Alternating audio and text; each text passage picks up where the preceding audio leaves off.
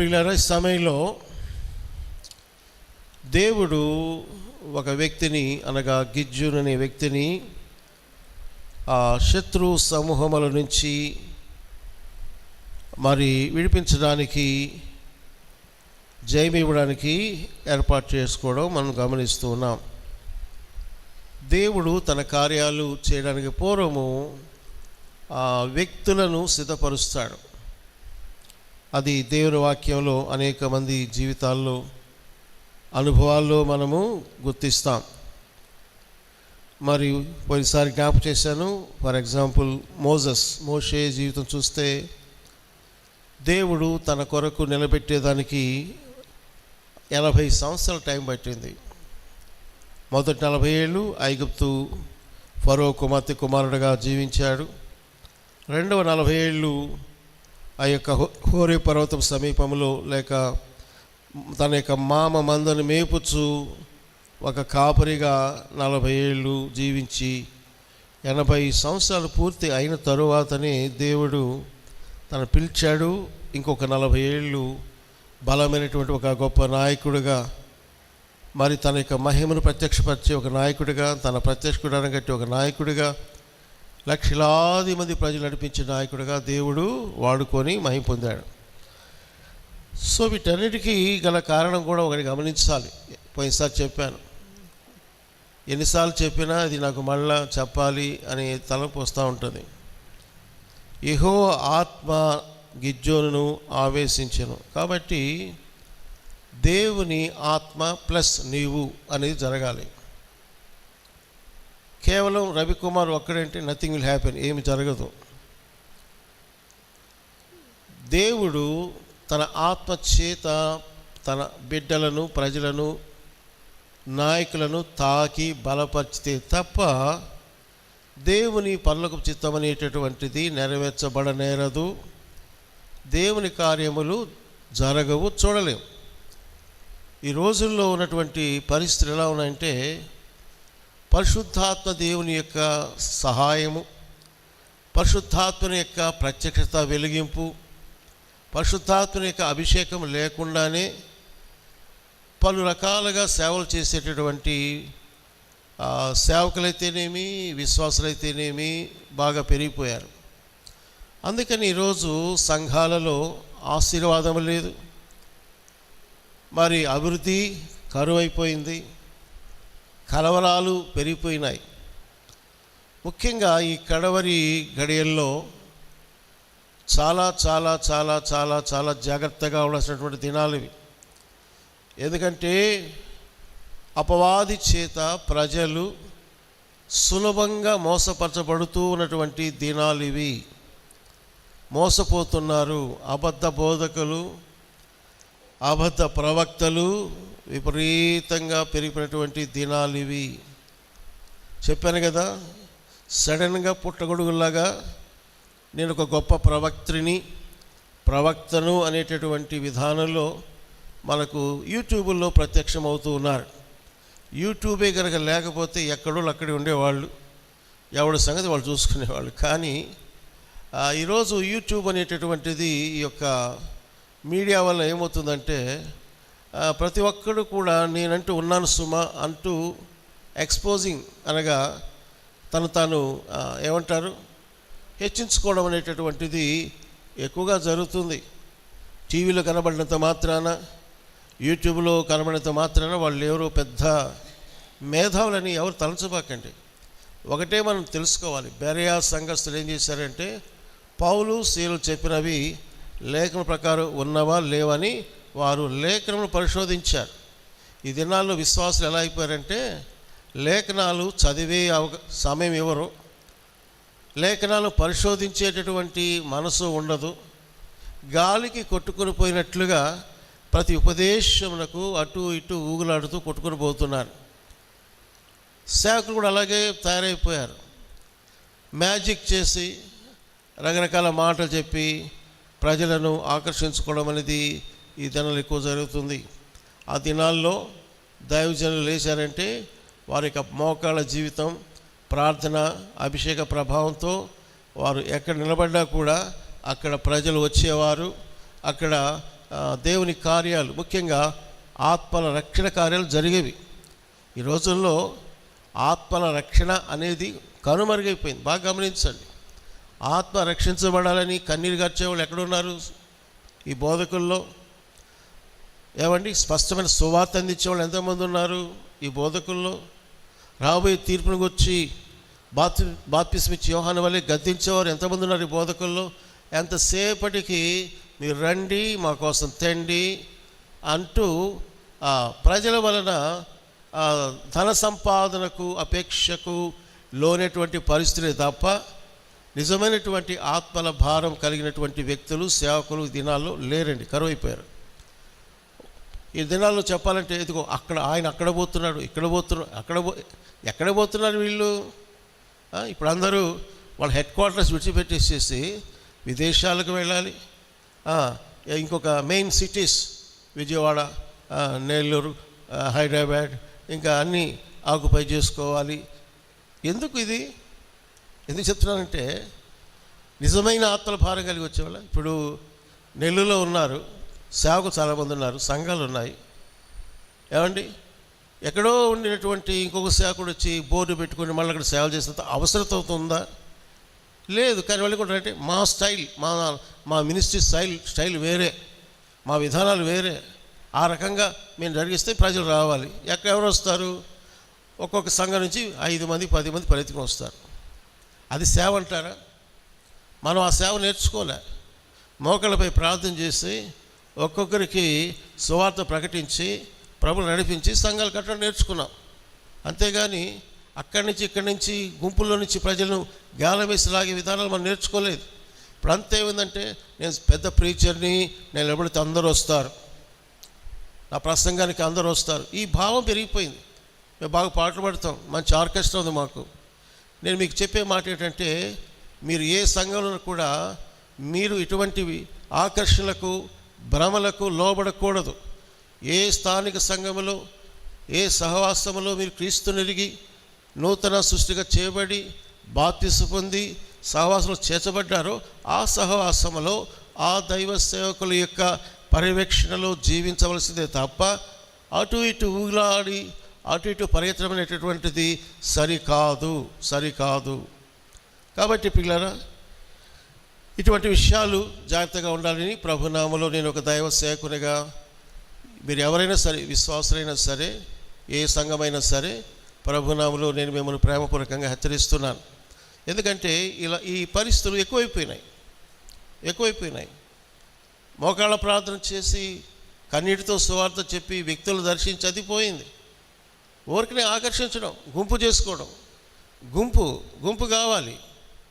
గుంపు చేసుకోవడానికి వాడి ట్రిక్స్ అవి లోకానుసరమైన ట్రిక్సే తప్ప దైవ చిత్తానుసరమైనవి కావు అని ఎందుకో ప్రేరణ కలిగి ఒక హెచ్చరిక నేను మీకు ఇస్తున్నాను. ఎందుకంటే ఈ దినాల్లో వింటున్న వార్తలు బట్టి, పరిస్థితులు బట్టి నేను చూసి మిమ్మల్ని హెచ్చరిస్తున్నాను. ఎక్కడ ఉన్నావో విశ్వాసిగా ఆ స్థానంలో, ఆ సంఘములో, ఆ సహవాసం, ఆ సేవకుని యొక్క ఆధ్వర్యంలో జీవించడం అనేది చాలా మంచిది, అది అవసరం.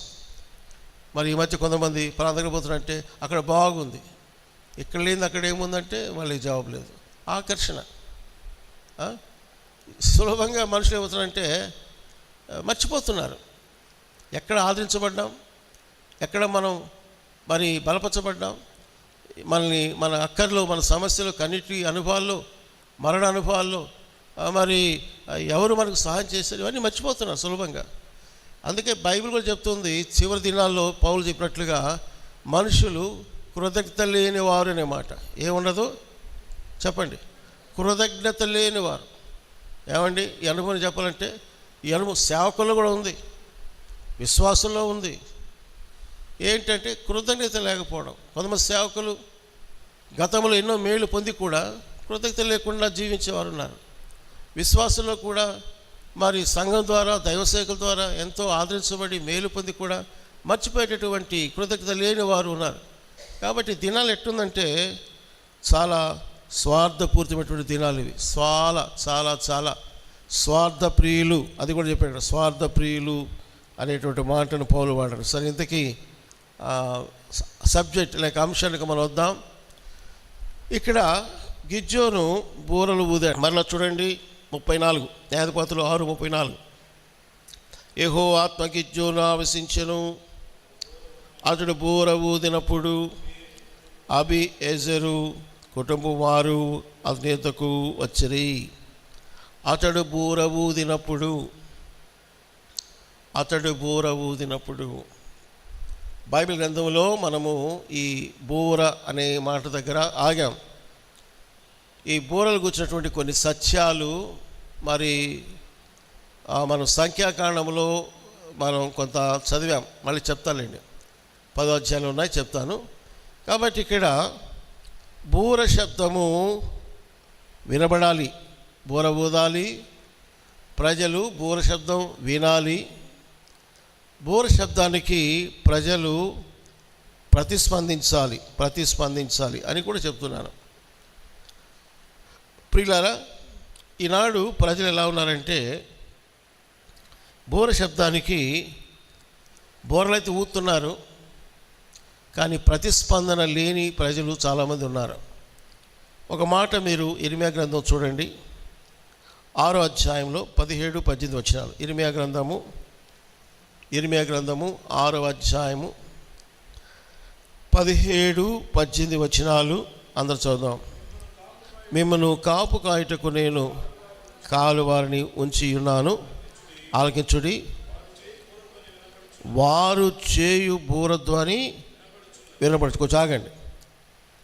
మిమ్మును కాపు కాయుటకు నేను కావలి వారిని ఉంచిన. కావలివారు, వాచ్మెన్, మిమ్మల్ని కాపాడడానికి, అపాయముల నుంచి, శత్రు యొక్క మరి తంత్రముల నుండి మిమ్మల్ని అలర్ట్ చేయడానికి, మెలకువగా ఉంచడానికి, హెచ్చరించడానికి దేవుడు ఎవరుంచాడంటే కావలి వారిని ఉంచినాను. అంటే అది దేవుని సేవకులు, దేవుని పరిచర్య చేసే నాయకులు.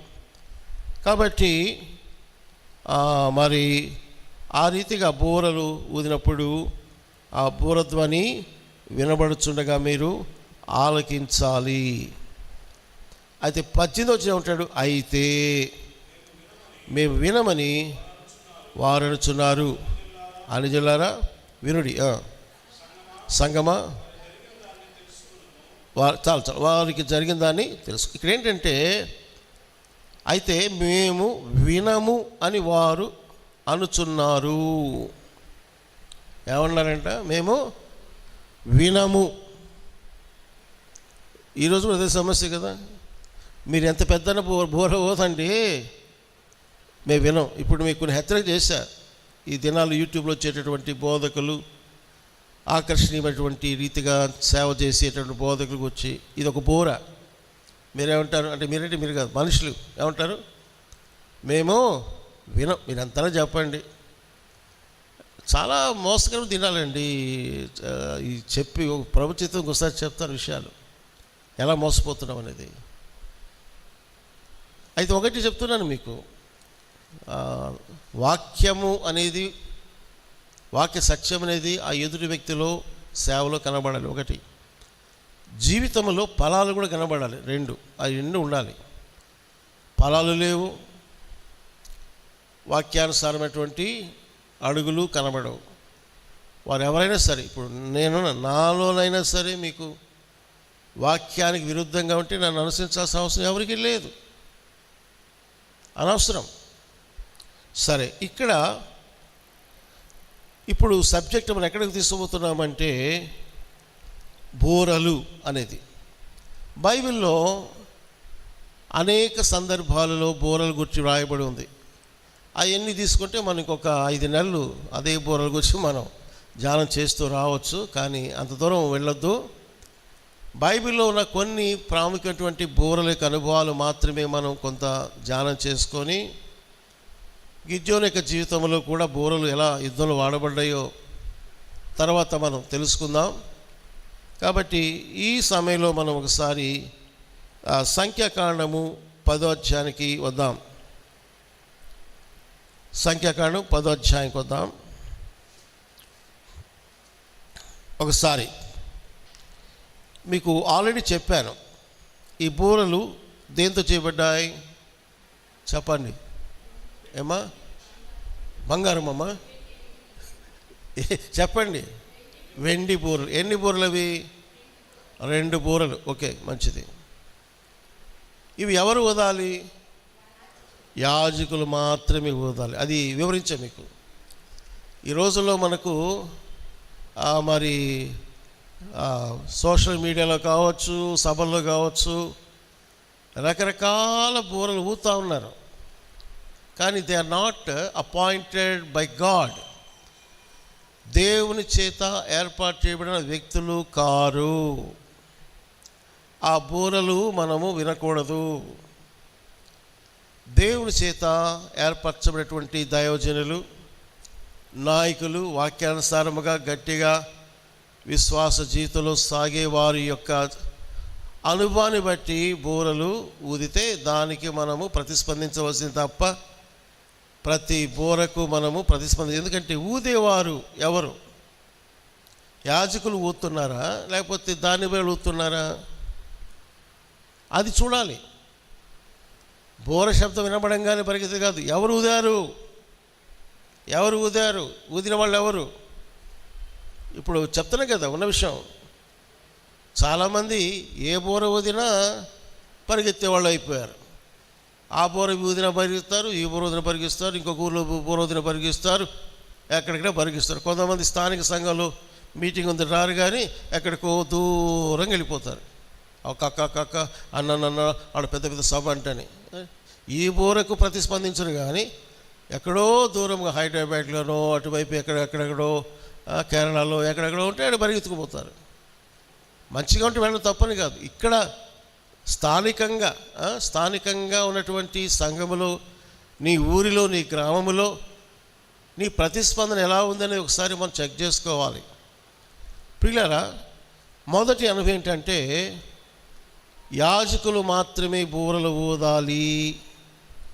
ఆ బూరలు ఎలా ఊదితే ఎలా వీరు ప్రతిస్పందించాలి అనేది చాలా గంభీరమైనటువంటి విషయాలుగా మనము గుర్తించబద్దులమై ఉన్నాం. ప్రియులారా, మొదటిగా గమనించినట్లయితే ప్రియులారా, సంఖ్యాకాండం 10వ అధ్యాయంలో 3వ వచనం, ఊదువారు వాటిని ఊదినప్పుడు సమాజము ప్రత్యక్ష గుడారము యొక్క ద్వారము నెదుట నీ యొద్దకు కూడి రావలెను.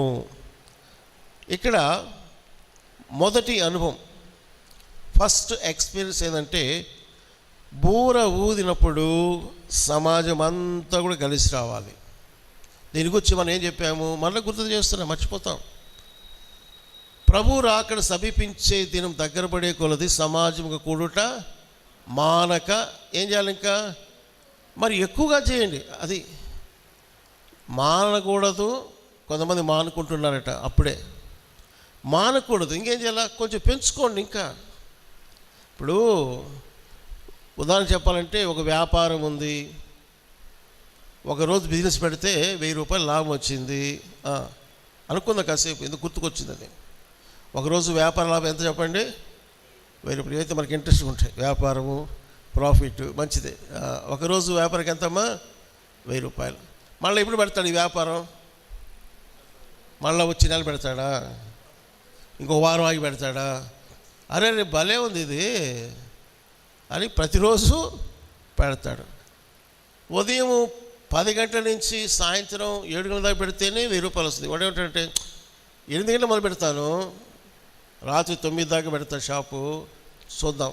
అప్పుడు లాభం ఎంత వచ్చిందంటే 1500 వచ్చింది. అంటే టైం ఎక్కువ ఇస్తే ఏమైంది? వ్యాపారం కూడా పెరిగింది, లాభం వచ్చింది. నేనేం చెప్తున్నానంటే లోక సంబంధంగా నువ్వు చేసేటటువంటి వ్యాపారంలో లాభం వస్తుంది, మేలు కలుగుతుందంటే దాన్ని ఎప్పటికీ నువ్వు తక్కువ చేయవు, ఎప్పటికీ తక్కువ చేయవు. కొంతమంది ఉంటారు, దేవుని ప్రజలైన వారు కూడా ఆదివారం కూడా బిజినెస్ పెట్టుకునే వాళ్ళు లేకపోలేదు. ఎందుకంటే డబ్బు వస్తుంది. ఇక్కడ చెప్పే మాట ఏంటంటే ఈ రోజుల్లో మనం ఎంత పనికిమాలితనంగా ఆలోచిస్తున్నామంటే, లోక సంబంధంగా ఏదో లాభం ఉందంటే పరుగులు తీస్తాం. ఒకవేళ గవర్నమెంట్ వాళ్ళు, చంద్రబాబు నాయుడు గారు మన మీద ప్రేమతో, ప్రియులారా మీకు ఇదిగో రేపు ఆదివారం రాత్రి లేక సోమవారం ఉదయం 8 గంటల నుంచి మీకు తలా 1,00,000 రూపాయలు ఉచితంగా ఇస్తున్నాం, మీరు వేచి ఉండండి అని అంటే అందరూ వెళ్ళామనుకోండి, నేను కూడా వస్తాను. ఇది 1,00,000 రూపాయలు కదా అనుకుందాం కాసేపు. ఉదయం 9 గంటలకు పోతే 10, 11, 12, 1, 2, 3, 4 సాయంత్రం 5 వెనకొస్తామా? ఊరికి అడుగుతాం మళ్ళీ మాట, సత్యం చెప్పండి. 1,00,000 రూపాయలండి, మరి 10 లక్షలు అనుకోండి, ఇంకా అనుకుందాం. వెనకొస్తామా? 6 ఏం సామి వెళ్ళిపోదాం అంటే అన్న ఇంతసేపు వెయిట్ చేసాం, కొంచెం చూద్దాం. 7 ఏం మార్కు బ్రదరు? 8 వెళ్ళిపోతామా? చెప్పండి. 10 లక్షలండి ఉచితంగా. 10 కాదు 12 గంటలైనా కూడా వేచి ఉండి కనిపెట్టి అక్కడికే టిఫిన్ తెప్పించుకొని టీలు తాగి, అరే చిన్నోడా పెద్దోడా ఇది బట్టలా అది బట్టలా అని చెప్పి కూర్చొని 10 లక్షలు అమ్మాయి అని ఇంటికి పోతాం. అవునా కాదా? వాస్తవం చెప్పాలి అంటే అందరని కాదు కానీ ఎవరో ఒకరిద్దరు ఎవడు పోయి ఉన్నారు. నేను సాధారణంగా ఒక ఎగ్జాంపుల్ చెప్తున్నా. ఒకటి లాభము వస్తుంది, ఇది నాకు మేలు కలిగిస్తుంది అంటే ఎంత టైం అన్నా ఓపికతో కనిపెడతాం. ఎంతెందుకు ఆఫీస్ పని మీద పోతారు, పని కాలేదు, మాకు 1 గంట కూర్చుంటాం. మా భోజనం చేసినప్పుడు టైం అయిపోయింది 2-3 గంటల పోయి మళ్ళీ వస్తాం. సాయంత్రం 5 అయిపోద్ది, అమ్మ కొంచెం 1 గంట. ఏమండి వీటన్నిటి దగ్గర మనం ఏం చేస్తామంటే చాలా ఓర్పుతో చాలా వినయంగా కూర్చుంటాం. అదే మందిరికి వచ్చానుకోండి, అక్కడ టైం ఎంత అయింది అంటే మీరు అనలేదు, మేము ఊరికి అంటున్నాను. మా వాళ్ళు చాలా మంచోళ్ళు అండి, అలా నేను ఊరికి ఎగ్జాంపుల్ చెప్తున్నా. 1 గంట అయింది, ఇంక ఈయన ఎప్పుడు వదిలిపెడతాడో. సంఘాల్లో చాలామంది ఇంతే. అంటే భక్తి సాధనలో ఆత్మీయ జీవితంలో కలిగే మేలు నీకు అర్థం కాలేదు. వచ్చేదేమో మనం ఆలస్యంగానే వస్తుంటాం, ఇది కామన్ అయిపోయింది. పోయేటప్పుడేమో మళ్ళీ ఎట్ట పోవాలా? తొందరగా పోవాలి. కొంతమంది వర్తమానం అయిపోగానే ఏదో చాలా ప్రయాసపడి వచ్చి విన్నామన్నా బాయ్ అని వెళ్ళిపోతారు.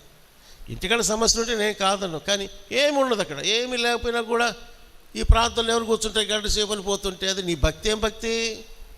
నీ పట్టుదల ఏం పట్టుదల? బైబిల్లో యేసుప్రభువు చెప్తున్నాడు, విసుగక ప్రార్థన చేయమని చెప్తున్నాడు. విసిగిపోకూడదు. ఎప్పుడు వెళ్తారు అంటే చెప్పే మాట ఏంటంటే, మీకు పనులు బాధినప్పుడు పనులు మీరు పోవచ్చు, పోకూడదని కాదు. ఇక్కడ అవకాశం ఉంది, ఒక సెలవు దినం ఉంది, పొద్దున సాయంత్రం కూర్చోవచ్చు, ప్రభు స్తుతించవచ్చు, ఆరాధించవచ్చు, వాక్యం ధ్యానం చేయవచ్చు, విజ్ఞాపన ప్రార్థన చేయొచ్చు, కానీ ఓపిక లేదు. సో ఇక్కడ ప్రభువుని నేను జ్ఞాపకం చేస్తున్నానంటే, ఒక లాభము సమకూడుతుందంటే నువ్వు ఎంత ప్రయాసపడతావో, ఎంత ఓర్పుతో ఉంటావో, ఆకలి కూడా పట్టించుకోకుండా, దాహం పట్టించుకోకుండా, ఆరోగ్యం పట్టించకుండా నిలబడి ఆ 10 లక్షల రూపాయలు తీసుకోవడానికి ఎట్లా మనం ప్రయాసపడతామో అంతకంటే గొప్ప దీవెనలు మేలులు ప్రభుత్వంలో ఉన్నాయి కనుక సమాజం కూడా మీరు ఏం చేయకూడదు, మానక ఏమంటాడు, ఎక్కువగా చేయమంటాడు. ఎక్కువ చేయండి. వారానికి ఒక ప్రార్థన కాదు, పెట్టుకో, మూడు ప్రార్థన పెట్టుకోండి అంటున్నాడు. చెప్పాలంటే వస్తే పెట్టుకోవచ్చు. ఇందులో చాలా సమస్యలు ఉన్నాయన్నా, మీరు చాలా దూరం నుంచి రావాలి, మాకు ఆటో ఖర్చు ఇవన్నీ ఉన్నాయి కాదను. నేను చెప్పేదంటే కనీసము ఏర్పాటు చేసినటువంటి సమాజ కూడికలకైనా రాగలుగుతున్నామని నా ప్రశ్న. అధికమనేది పక్కన పెట్టండి, సాధారణంగా ప్రతి వారంలో ఏర్పడినటువంటి సమాజ కూడికలకు మనం ఎలా వస్తున్నాం, ఆదివారం ఆరాధనలో ఎలా పాలుపంపులు పొందుతున్నాం, బైబిల్ క్లాస్లో ఎలా పాలు పొందుతున్నాం, స్త్రీల ప్రార్థన ఎలా పాలు పొందుతున్నాం, ఏమండి సువార్త ఎలా పాలు పొందుతున్నాం, సంఘ ప్రార్థన ఎలా పాలు పొందుతున్నాం, చైన్ ప్రేయర్ ఎలా పొందుతున్నాం, ఇవన్నీ చూసుకోవాలి. కాబట్టి ఇప్పుడు ఏమైపోయిందంటే భక్తి విధానాలు అటు సేవకుల్లో మారిపోయినాయి, బాగా విశ్వాసం కూడా మారిపోయినాయి. చాలా దుఃఖకరమైన పరిస్థితులు ఏర్పడ్డాయి. మీరు ఎవరైనా సరే ప్రభు రాకడ కొరకు సిద్ధపడాలనుకుంటే దేవుడు ఏర్పాటు చేసినటువంటి సమాజ కూడికలలో మీరు వీలంత వరకు తప్పనిసరిగా సిద్ధపడి పాలు పొందుట, అది మీ ఆత్మీయ జీవితాలకు, భక్తి జీవితానికి ఎంతైనా కూడా ప్రయోజనకరం. ఊరికి రావాలని వచ్చి అలా కనబడి చెడిపోయేవాళ్ళు రావాల్సిన అవసరం లేదు. ఏదో వచ్చాం, మొహం చూపించాం, వెళ్ళిపోయాం. నేను అంటే రావాల్సిన అవసరం లేదు. నీకు ఆ పట్టుదల, ఆ ప్రార్థన ఆశ ఉంటే రావాలి, కూర్చోవాలి, వినాలి, ప్రార్థన చేసి వెళ్ళాలి. మధ్యలో తురనుపోవడం చేయడం ఇవన్నీ మంచి పద్ధతులు కావు. ఇప్పుడు రెండవది, ఒక మరి ఆ బూర ఊదేటప్పుడు మరి గమనించండి, 4వ వచనం, ఒకటే ఊదిలేడలా.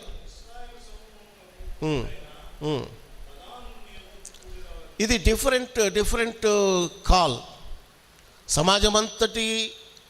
సమాజమంతా కూడేది ఒక పిలుపు, 2 బూరలు ఊదాలి. అంటే నాయకులు, ప్రజలు అందరూ రావాలి. కానీ ఒకటే ఊదినప్పుడు ఎవరు రావాలి? ముఖ్యులైన ప్రధానులు. అంటే అక్కడ ఒక 1000 మందికి ఒక నాయకుడు ఉన్నాడు అనుకోండి, ఆ నాయకుడు రావాలి. అందుకని సంఘ పరిచయం జరగాలంటే సింగిల్ మ్యాన్ షో కాదు ఇది. సమాజంలో ఉన్న లీడర్స్, ఆయా విభాగాల్లో, ఆయా గోత్రకర్తలకు ఎవరైతే బాధ్యతలు అప్పగించబడినాయో ఈ నాయకులు రావాలి. అందుకని పరిచయంలో మీరు ఏం గుర్తుపెట్టుకోవాలంటే, అంటే కొంతమంది ఆలోచిస్తారు, ఏం పలానా మీటింగ్ మమ్మల్ని పిలవచ్చు కదా, మేము రావచ్చు కదా, బ్రదర్స్ కానీ సిస్టర్స్ కానీ.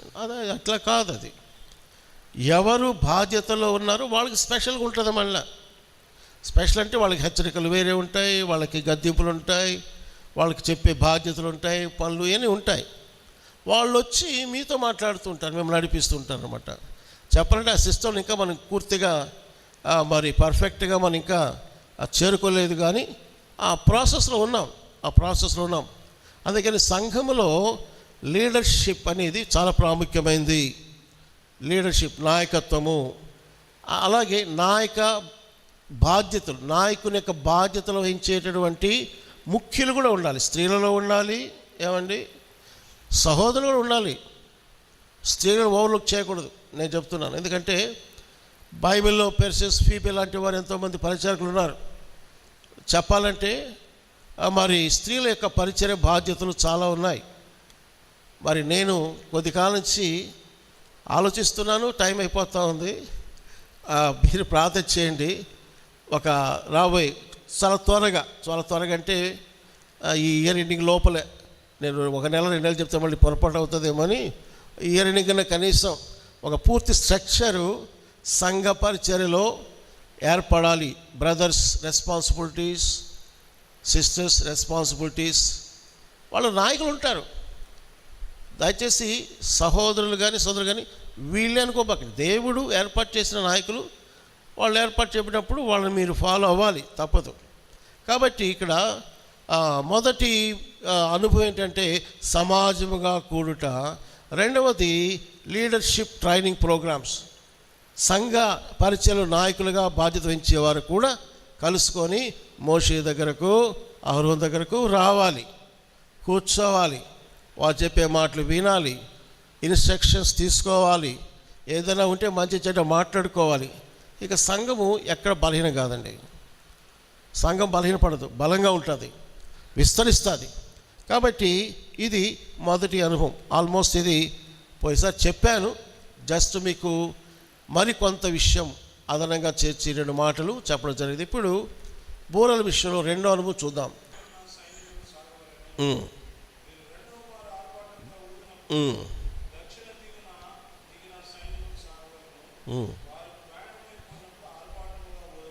చాలు. అలాగే ఇక్కడ రెండో అనుభవం ఏంటంటే ప్రయాణ కదలిక. దేవుడు పగటి వేళ మేఘస్తంభమును, రాత్రివేళ అగ్నిస్తంభమును తన ప్రజల కొరకు ఏర్పాటు చేశాడు. ఒకే స్తంభం, పగటి వేళ మేఘస్తంభంగా ఎండ నుంచి, ఎందుకంటే మంచి తీవ్రమైన ఎండ కాపాడబడాలి. రాత్రివేళ క్రూర మృగాలు లేకపోతే ఇతరమైన పరిస్థితులు జరగకుండా వాళ్ళకి లైట్ అగ్ని స్తంభముగా దేవుడు వారికి ఏర్పాటు చేశాడు. ఎంత చక్కటి ప్రొటెక్షన్ ఇచ్చాడో దేవుడు, కాపుదలు ఇచ్చాడు తన ప్రజలకు. తర్వాత ఇంకొక సూచన ఏంటంటే, ఈ మేఘస్తంభము ఎప్పుడు కదులుతుందో అప్పుడు వీళ్ళు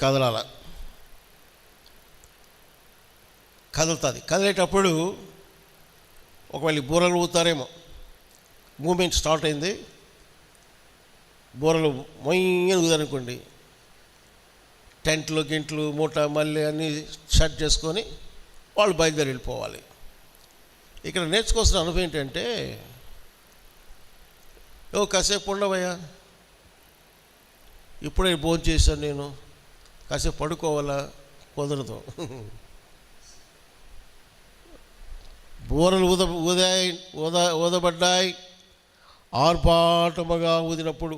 అందుకని నేను ఇందాక అనుకున్న టైం ల్యాక్ చేయాలి. అంటే అసలు బూరలు ఊదితే ఎట్లుంటుంది, సౌండ్స్ వింటే బాగుంటుంది. ప్రభుత్వం అయితే ఇంకోసారి వినిపిస్తాను. ఆర్భాటముగా, అది ఒక స్పెషల్ సౌండ్ అనమాట. బమాం అని ఊతాను, నాకు తెలీదు. అరే లే అక్కో అనో, బయలుదేరి ప్రయాణం యొక్క కదలిక. అంటే ఇక్కడ మనం నేర్చుకోవాల్సిన పాఠం ఏంటంటే, ఇది ఒకటి చెప్పి ముగిస్తానండి, టైం లేదు కాబట్టి. మన యొక్క ప్రయాణము దేవుని యొక్క ఆత్మ నడుపుదల ప్రకారంగా జరగాలి. ఆయన కదలనప్పుడు కదలాలి, ఆగమన్నప్పుడు ఆగాలి. ఇదొక అనుభవం. అందుకని దేవుని ఆత్మచేత ఎందరూ నడిపింపబడుదురో వారందరూ దేవుని కుమారులై ఉందరు. నేను ఒక మాట చెప్పంటారా, చాలామంది విశ్వాసులు సేవకులు కూడా దేవుని ఆత్మిక నడుపుదలను ఎరగని వారుగా ఉన్నారు. దేవుని ఆత్మిక కదలికలను గుర్తించలేని, గ్రహించలేని విశ్వాసులు, సేవకులు చాలామంది ఉన్నారు. కాబట్టి దేవుని ఆత్మ చేత మనము నడిపించబడుట చాలా అవసరము.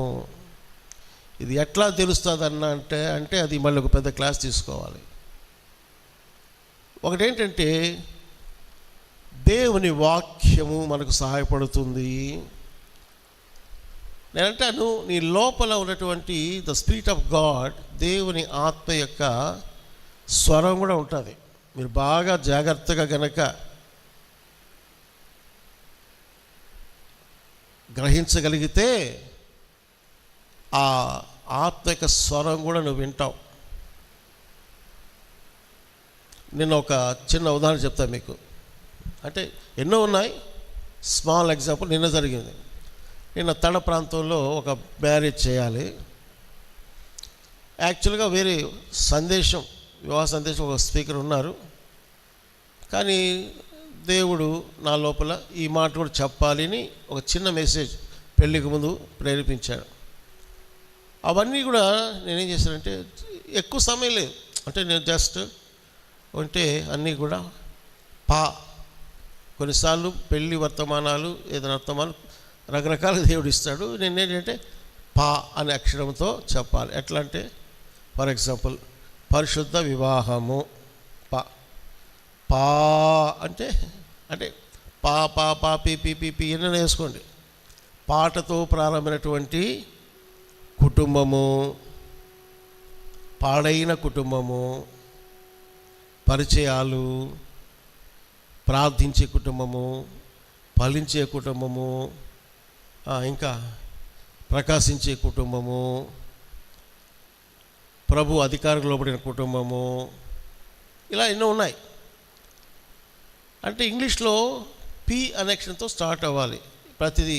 ఒకరు చెప్తే అంటే తెలుగునే ఇప్పుడు పా అనుకో, పిఏ ప్రా అంటే పిఆర్ఏ, అన్నింటిగా వస్తుంది, పి వస్తుంది. నేను అనుకున్న ప్రభు ఇది వచ్చింది, ఒకటి పెళ్లి కొడుకులు పెళ్లి కూతురు ఎవరో ఒకరు పి అనే అక్షరంతో పేరుంటే బాగుంటుంది కదా అనుకున్నా. తీర అడగపోతే బోర్డు ఉంది, పెళ్లి కొడుకు పేరు పృథ్వీరాజ్, పెళ్లి కూతురు పేరు ప్రియాంక. ఇద్దరికి ఏమొచ్చింది? పీపీ వచ్చింది. అప్పుడు నేను ధైర్యంగా వాళ్ళకి చెప్పా, బాబు దేవుడు ఇలా నాకు ఇచ్చాడు, మీరు ఇలా ఉండాలి. వాళ్ళు చాలా సంతోషించారు. ఇట్లా చాలా ఉన్నాయి. సో నేను చెప్పే మాట ఏంటంటే, నా గొర్రెలు నా స్వరమును వినును అన్నాడు యేసయ్య, అవి నన్ను వెంబడించును. పిల్లలు, ఇది చాలా చాలా ప్రాముఖ్యమైన అనుభవం. చాలాసార్లు మనం ఎందుకు విపరీతమైన పరిస్థితులకు కష్టాలకు లోనవుతామంటే, నాకు తెలిసి నేను అనుభవంలో అది మనం చాలాసార్లు మన చేతులతో చేసుకున్న పని అనిపిస్తుంది, చేతులతో. ఎందుకనంటే ప్రభు సన్నిధిలో ప్రభు యొక్క స్వరమును విని నడుచుకోలేకపోయాం. ప్రభు స్వరం కంటే కూడా నీ సొంత ఇష్టము, సొంత కోరికలు, స్వార్థము పనిచేసి మనం ముందుకెళ్తున్నాం. అంటే దేవుని చిత్తము కాని దాని కొరకు మనం అడుగులేస్తున్నాం చాలాసార్లు. అందుకని మన జీవితంలో దీవెన ఆశీర్వాదాలు చూడలేకపోతున్నాం, ఇతరులకు ఆశకరంగా మనం జీవించలేకపోతున్నాం, దేవుని నామాన్ని మహిమపరచలేకపోతున్నాం. ప్రియులారా, ఇది చాలా ప్రాముఖ్యమైనది. ఈ రోజుల్లో ఏముందంటే ఎటు పడితే అటు పోవడమే, ఐడియా వచ్చిందంటే పోవడమే, ఎవరో పిలిచారు అంటే పోవడమే. నేను చెప్తున్నాను, ఇంతకంటే పనికిమాలిన జీవితం ఇంకొకటి ఉండదేమో. అందుకనే మనము చాలా చాలా జాగ్రత్తగా ఉండాలి, చాలా జాగ్రత్తగా ఉండాలి. కాబట్టి ఈ 5వ వచనం 6వ వచనం మనం చదివినప్పుడు, ఆర్భాటముగా ఊదినప్పుడు పలానా దిక్కుల వారు కదలాలి.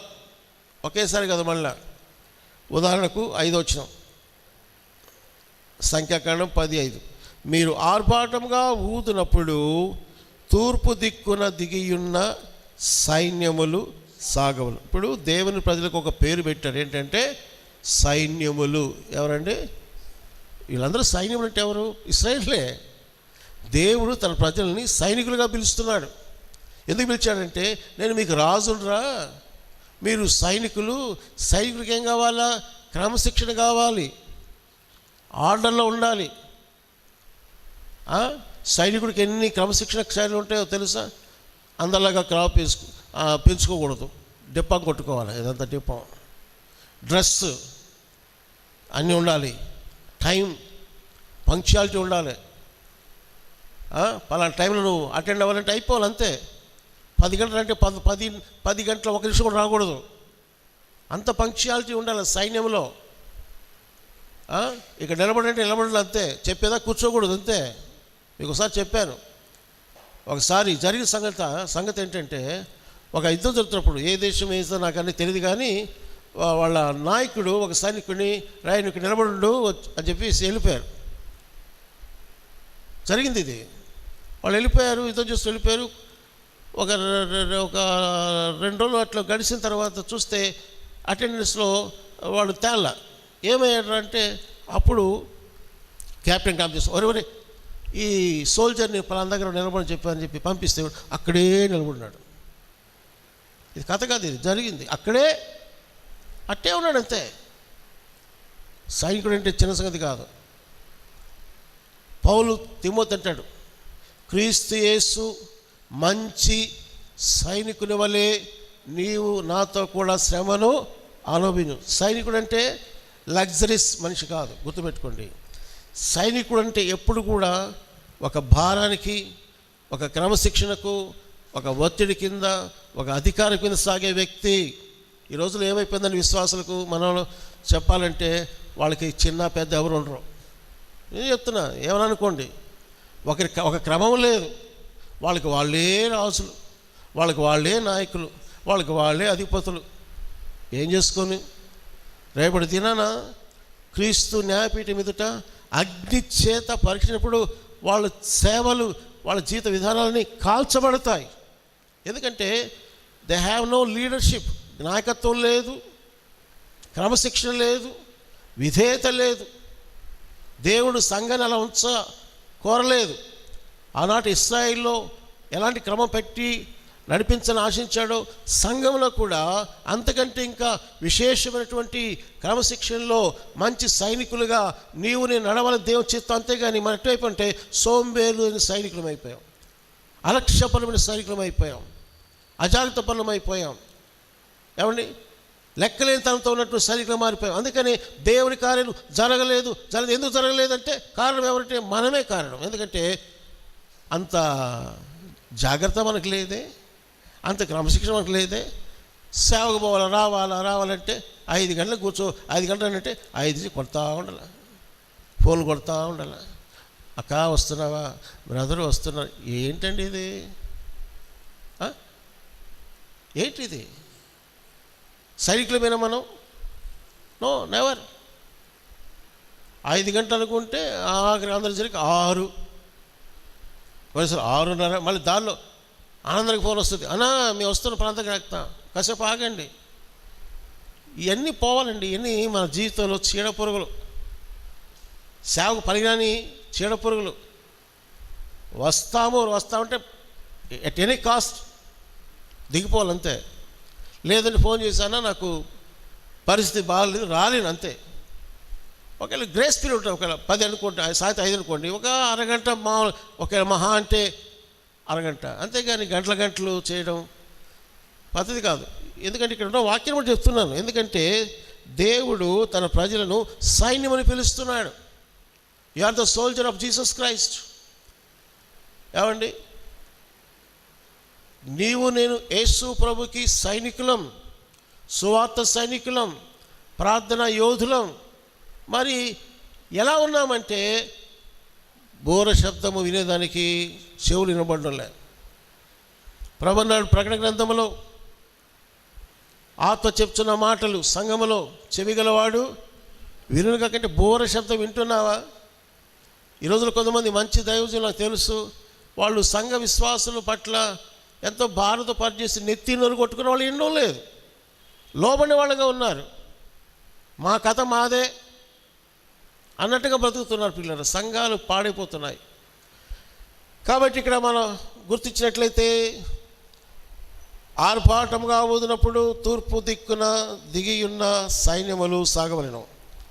మీరు 2వ మారు ఆర్భాటముగా ఊదినప్పుడు దక్షిణ దిక్కున దిగిన సైన్యములు సాగవలెను. వారు ప్రయాణమైపోవునప్పుడు ఆర్భాటముగా ఊదవలెను. ఆర్భాటముగా ఊదవలెను.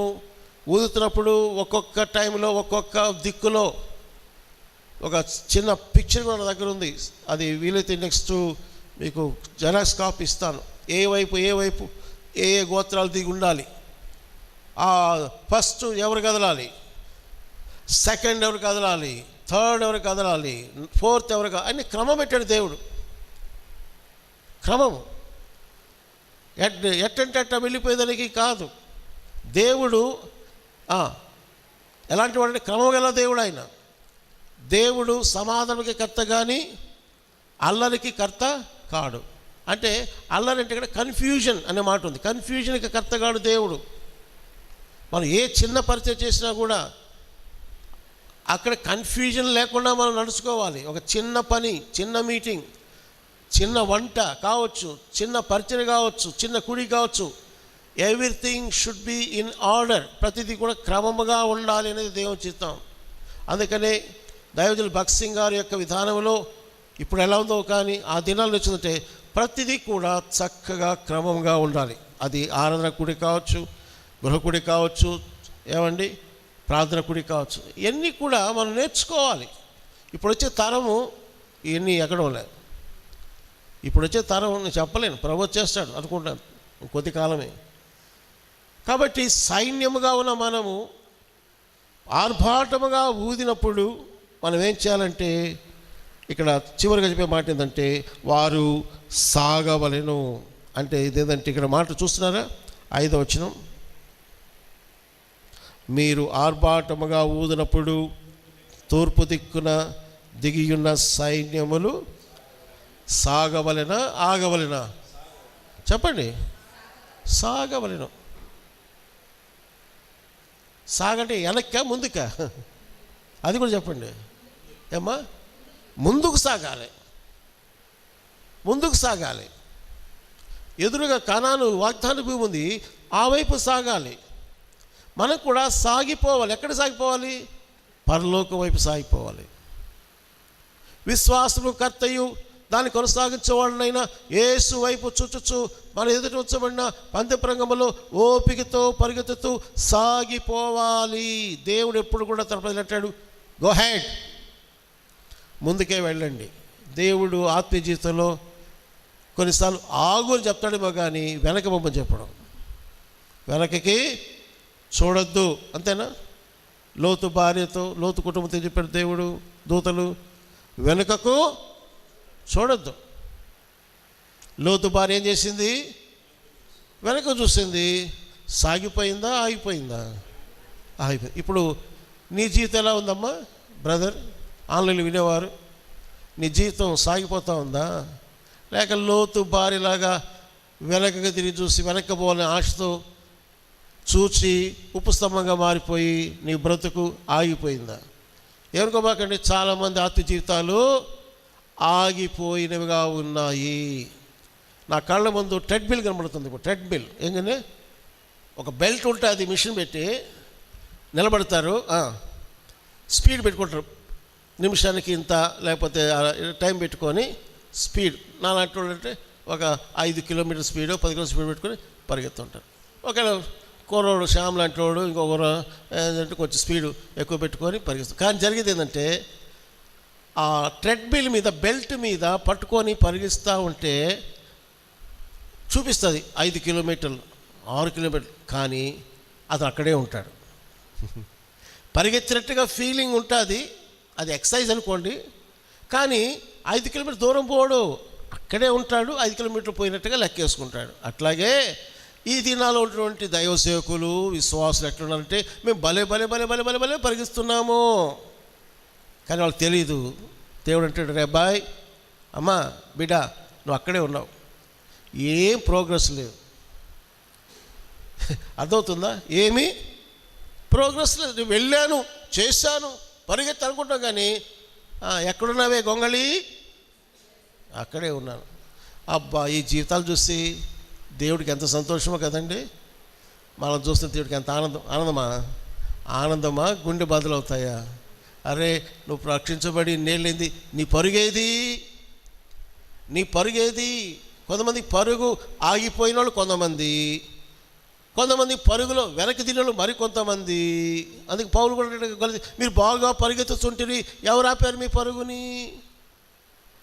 పరుగు ఆగిపోయిన వాళ్ళు కొంతమంది ఆగిపోయి వెనక్కి చూసేవాళ్ళు మరి కొంతమంది. లోతుబారిలాగా దేవుడు నిన్ను నన్ను ఎందుకు కోరుకున్నాడంటే, ఏ పరిస్థితి ఎలా ఉన్నా కూడా నీ చూపు ముందుకే ఉండాలి.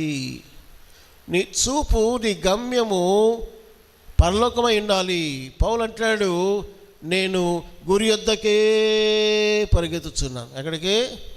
గురి యొద్దకి. నీ గురి ఉందా తల్లి, బ్రదర్, సిస్టర్, ప్రియులారా? గురి ఏంటి? నీ గురి ఏంటి? ఒకటి చేస్తున్నాను, నాకు ఇంకేం పట్టదు. పౌలు అంట, గురి యొద్దకే పరిగెత్తుతున్నాను, సేవ చేస్తున్నాను, క్రీస్తుని ప్రకటిస్తున్నాను. ఎన్ని దెబ్బలో పౌలుకి, ఎన్ని చెరసాల అనుభవాలు, ఎన్ని నిందలు, ఎన్ని అవమానాలు, అయినా కూడా నా పరుగు ఆగలేదు. అందుకని చివరిలో ఉన్నాడు పౌలు గారు, మంచి పోరాటము పోరాడు తిని, చెప్పండి, నా పరుగు కడముట్టించి తిని, నా విశ్వాసము అది కాపాడు. అది కావాలా? చాలామంది తేలిపోతున్నారు పిల్లల పరుగులో. ముందుకు వెళ్ళవయ్యా అని దేవుడు అంటుంటే కదలరు, బెదలరు, చురుగుదనం లేదు. ఏమండి, నీ స్థితి ఎలా ఉందా? ఎన్ని చెప్పినా కూడా బండలాగా కథల స్థితిలో మిగిలిపోతున్నావేమో నాకు తెలియదు. పిల్లల బీ యాక్టివ్, చురుకుగా ఉండాలి, చురుకుగా సాగాలి. నీ పరుగు కడముట్టించేదానికి గురి యొద్దకే పరిగెత్తాలి. దేవుడు అంటాడు, సాగిపో. ఈవెన్ ఐగుప్తు నుంచి వచ్చి ఎర్ర సముద్రం దగ్గర వాళ్ళు వెనక ఐగుప్తు సైన్యం చూస్తూ, ముందు ఎర్ర సముద్రం చూస్తూ భయపడిపోయే పరిస్థితిలో కూడా ఏమంటాడు దేవుడు, గో హెడ్ మోషే, సాగిపోనే చెప్పు. ఏమంటే మన జీవితంలో నేను చెప్తున్నాను, నేను కూడా ఎన్నో చెప్తున్నాను, అనుభవిస్తూ చెప్తున్నాను. ఎన్నో సమస్యలు వస్తాయి, ఎన్నో ఒత్తిళ్ళు వస్తాయి, ఎన్నో అవమానాలు వస్తాయి, ఎన్నో నిందలు వస్తాయి, ఎన్నో ఒత్తిళ్ళు, ఎన్నో రకాలైనటువంటి వ్యాధులు, ఎన్నో ఆర్థిక సమస్యలు, ఎన్నో రకాల పరిస్థితులు రకరకాలుగా వస్తాయి. వీటన్ని బట్టి నేను ఆగిపోవాలన్నా, కొన్నిసార్లు నీ కుటుంబంలో వాడిని బట్టి నువ్వు ఆగిపోవాలన్నా, లేక సంఘంలో ఎవరిని బట్టి నువ్వు ఆగిపోవాలన్నా, నీ భర్తను బట్టి నువ్వు ఆగిపోతావా, నీ భార్య బట్టి నువ్వు ఆగిపోతావు అంటే నెవర్. ఎందుకంటే విశ్వాసం అనేది వ్యక్తిగతమైనటువంటి అనుభవం. అది ప్రభుత్వం నడకనేది అది వ్యక్తిగతమైనది. వీరైతే కుటుంబంతో నడుస్తాం యెహోషువలాగా. ఒకవేళ ఎవరి సహకారం అందకపోతే దైవజనులు భగత్ సింగ్ గారు తన యొక్క కుటుంబాన్ని విడిచిపెట్టి ఒంటరిగా నడిచి ప్రభు కొరకై గురి ఎదుగా పరిగెత్తినటువంటి గొప్ప దైవజనుడు భగత్ సింగ్ గారు. అర్థమవుతుందా? తన సొంత కుటుంబాన్ని, తల్లిదండ్రులను, ఆస్తి ఐశ్వర్యాలను విడిచిపెట్టి దేవుని కొరకై సేవ చేసిన వాడు సాధు సుందర్ సింగ్ గారు. ఎంతోమంది ఉన్నారు అలాగూ. సో నీ ఆత్మీయ పరుగులకు ఎవరు అడ్డు రాకూడదు. అందుకే ప్రభు అన్నాడు, తల్లిని, తండ్రిని, భార్య, పిల్లలు అందరినీ నువ్వు వేస్ట్. దీని మీద ఒక ఆయన ఈ మధ్య చెప్పాడు, అబ్బా ఇలాంటి వాడు ఎవరు ఉన్నారండి అని ఒక దాసు గారు మాట్లాడుతూ ఏమనంటే, యేసు ప్రభు ఇలా చెప్పాడు, ఎవరిని ప్రేమించకూడదంట, అందరూ ద్వేషించాలంట. అరే ఎందుకు చెప్పాడా మాట? ఎందుకు చెప్పాడా మాట? క్రీస్తు నువ్వు వెంబడించాలంటే నీ జీవితంలో ఈ టైస్, ఈ బంధాలు, ఈ అనుబంధాలు, అయ్యో నువ్వు లేకపోతే ఎట్లా, అయ్యో నువ్వు లేకపోతే ఎట్లా అనేటువంటి ఫీలింగ్స్తో ఉండేవాళ్ళు నన్ను వెంబడించలేరు. You're a soldier. సైనికుడు ఎలా ఉండాలంటే తల్లిని, తండ్రిని, భార్య విడిచిపెట్టి ఎక్కడికో వెళ్ళి ఆ పర్వతాల్లో ఒంటరిగా ఉంటాడు. అవసరమైతే ప్రాణాలు కోల్పోతాడు. ఏమండి అంటే అలాగంటే అర్థం ఏంటి? భార్య మీద ప్రేమ లేదా సైనికుడికి? బిడ్డల మీద మమకారం లేదా సైనికుడికి? కానీ డ్యూటీ ఫస్ట్ అంటాడు.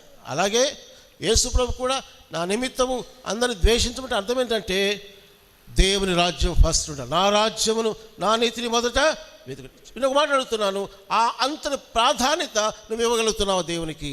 లేదండి. చాలామంది జీవితాలు ఎలా ఉందంటే, నా అన్ని చూసిన తర్వాత దేవా నువ్వు కోరితే ఏదో ముష్టి అన్నట్టుగా దేవుడికి టైం ఇస్తారు, దేవుడు పని చేస్తారు. దేనికండి ఆ పని? దేనికి? No, God should be in first position, first place. అది వస్తే మనం బాగుంటాం. ఉన్నమాట చెప్తా, అది మనకు లేదు. నేను పెద్ద ఇదే చెప్పడం లేదు, నా జీవితంలో కూడా పరిస్థితి అలా ఉంటుంది. ఎందుకంటే శారీరకంగా ఆరోగ్యంతో పోరాడుతున్నాను. ఒక మాట చెప్పగలను, నా శరీరం ఎన్ని బలహీనతతో కొట్టుమిట్లాడుతున్నా, చాలామంది బయటికి పోయి వాక్యం చెప్పలేరు. కానీ ఈ రోజుకి ప్రభు నామంలో, ప్రభు కృపను బట్టి, నా శక్తి కాదు, వెళ్ళి చెప్పగలుగుతున్నా, చేస్తున్నా. అది ఇంకా ఏమైపోయిందంటే చాలా బలహీన స్థితికి వచ్చేస్తున్నా. మీకు ప్రార్థన చేయండి. ఇందాక కూడా చూశారు, కొంచెం కదిలితే ఆయాసంగా వస్తుంది. బీపీ హై లెవెల్స్, పొద్దున్న లేస్తే బీపీ 165, 170, కింద 88 హై బీపీ, స్ట్రగులింగ్. అయితే దేవుని కృప అంతటికంటే గొప్పది. నేను చెప్పే మాట ఎందుకంటే దేవుడే యేసయ్యే నాకు ప్రాధాన్యము, ఆయనే నాకు ముఖ్యము, ఆయనకే ఫస్ట్ ప్లేసు, ఆయన పని నాకు ఫస్ట్ ప్లేసు, ఆయన సన్నిధి నాకు ఫస్ట్ ప్లేస్ అనుకొని జీవించగలిగిన వారమైతే మనం ధన్యులమే. అలా ఉన్నామంటే వాస్తవం చెప్తాను, మనం లేవండి. చాలామంది లేరు, అందరు అనలేరు కానీ ఎక్కువ మంది అలా లేరు. ఎందుకంటే పోదాం అంటే టౌన్ కూర్చుంటే ఈ భాష నాకు కొంచెం వేరేగా వస్తుంది. సొల్లి కబుర్లు వద్దు, సొల్లి కబుర్లు భక్తి వద్దండి. నువ్వు చేసేది కొద్దిగా నికరంగా చేసుకో, అర్థమైందా? అంతేగాని ఈ సొల్లి మాట్లాడితే ఏందైనా ఎవరికి తేలిక మాటలే కదా, చెడ్డమాట కాదు కదా, అది చెడ్డమాట కాదు కదా. ఒకసారి ఏమంటే మళ్ళీ మీరు అభ్యంతరం అవుతుందేమో. చీప్ మాటలు ఇవన్నీ మళ్ళీ ఎప్పుడు పోతాయండి చెప్పండి? కాబట్టి ఇక్కడ మళ్ళా చెప్తున్నాను, ఆర్భాటముగా ఊదినప్పుడు ఏం చేయాలి చెప్పండి? అయిన ఒక మాటే, సాగవలెను, సైన్యములు సాగవలెను. మళ్ళీ చెప్పండి, సైన్యములు సాగవలెను. ఆగవలెను కాదు, సాగవలెను. ఆల్రెడీ ఆగి ఉన్నారు, ముందుకు పోండి, వెనక్కి కాదు. బ్యాక్వర్డ్ నహి. ఐగుప్తు వైపు వెళ్ళొద్దు, లోకం వైపు వెళ్ళొద్దు, లోకాశ వైపు వెళ్ళవద్దు, గురి వద్దకే పరిగెత్తండి. పౌలు యొక్క జీవితం గురి గురి గురి గురి గురి గురి అంతే, ముందుకే సాగాడు. చివరి ఆ 2 తిమోతి పత్రికలో నా పరుగు కడముట్టించి తిని, రేపు మా తల తీసేస్తారు. ఎంత ఛాలెంజింగ్ లైఫ్స్ అండి పౌలు జీవితంలో, ఎంత ఛాలెంజ్, ఎన్ని శ్రమలు. ఒకసారి రాళ్ళతో కొడితే చచ్చట్టు పడేసి ఊరి బయట లాగేస్తారే, మళ్ళీ లేచాడు, దేవుడు లేపాడు. జైళ్ళు,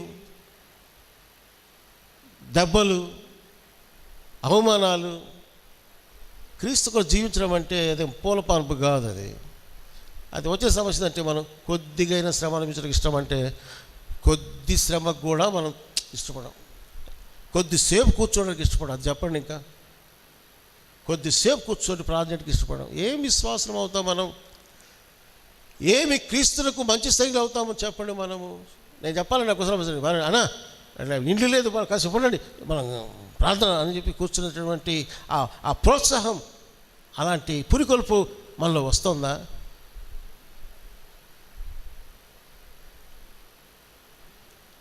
కనబడలే.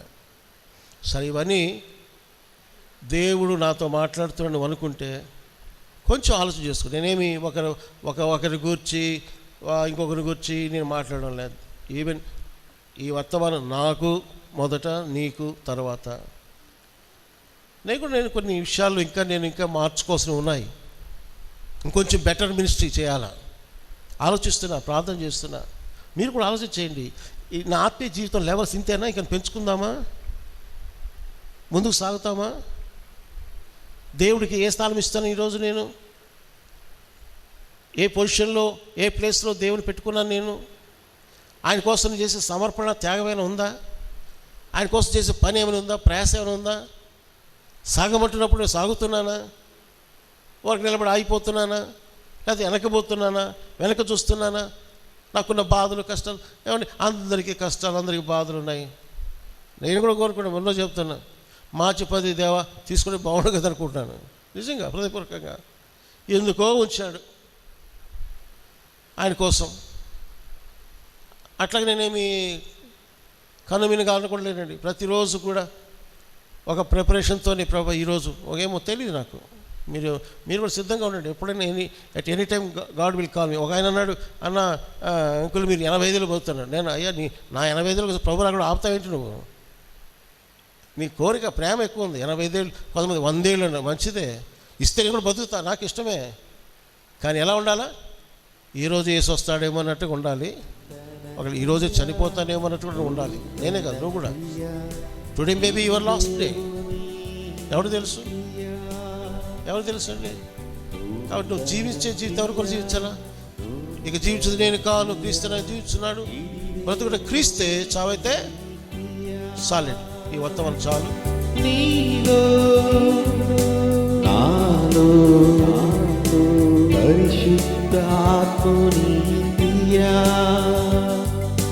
నీలో నాలో పరిశుద్ధాత్ముని క్రియా, ఇది దేవుని నూతన క్రియా, ఇది దేవుని నూతన క్రియా.